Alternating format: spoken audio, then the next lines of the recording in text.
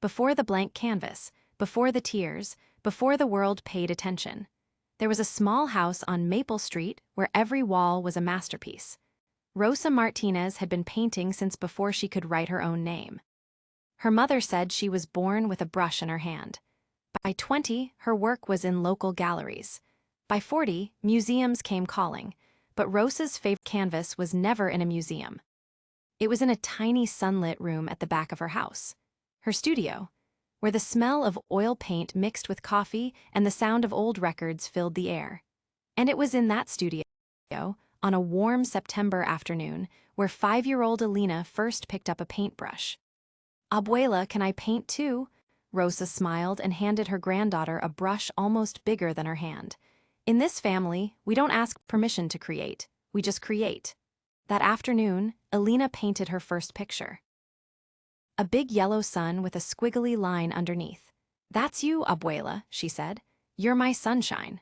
Rosa hung that painting on the refrigerator, right next to a letter from the Museum of Modern Art. She said they were equally important. Every Saturday for the next 10 years, Elena went to Abuela's studio. Rain or shine, they painted side by side. Rosa teaching her about light, about shadow, about finding beauty in unexpected places. "Art isn't about copying what you see," Rosa would say, mixing burnt orange with cadmium yellow. "It's about showing people what they've been missing." Elena didn't know it then, but she was storing every word, every brushstroke, every lesson. They would become the most important things she ever learned. The first sign came on a Tuesday.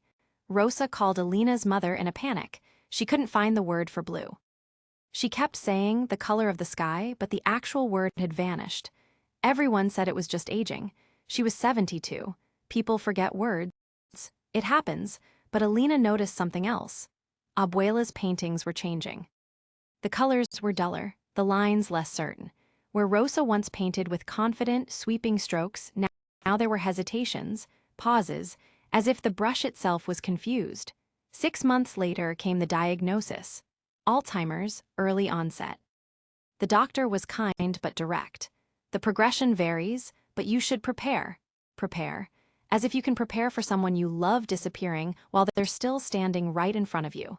Elena was 16 when the diagnosis came. She went to the studio that night and tried to paint.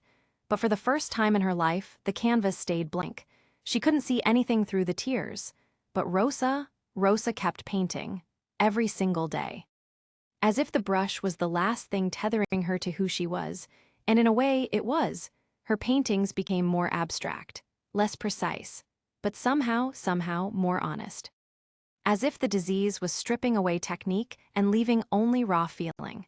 Elena saved everyone. She dated them and stored them carefully. She didn't know why yet, but something told her these paintings were telling a story that words never could. Then one Saturday, Elena arrived at the studio and found Rosa standing in front of her easel, brush in hand, but she wasn't painting. She was just standing there, staring. "Abuela, are you okay?" Rosa turned slowly. She looked at Elena and smiled, but her eyes were searching, as if trying to remember something just out of reach. "I know you," Rosa said softly. I know you, but today the word for who you are." "It's hiding from me?" Elena held her grandmother's hand. "It's Elena, Abuela, your granddaughter, your sunshine." Rosa squeezed her hand. "My sunshine," she whispered, and for a moment she was back, but those moments were getting shorter. And the spaces between them were getting longer. The last painting Rosa ever made was in December. Elena found it on the easel, still wet. It was just 3 colors: yellow, white, and the faintest trace of blue, the color of the sky. The word she'd lost first. After that, the brushes stayed in the jar. The studio went quiet, and Elena understood she wasn't just losing her grandmother. She was watching an entire world of color go dark, one shade at a time. But this is not where the story ends. This is where it begins. Because 2 years later, Elena would stand in front of her own blank canvas, and she would turn that emptiness into the most powerful piece of art anyone had ever seen. Next episode, Elena starts art school, carrying her grandmother's legacy. But can she paint when every color reminds her of what she's losing? Subscribe to follow this story.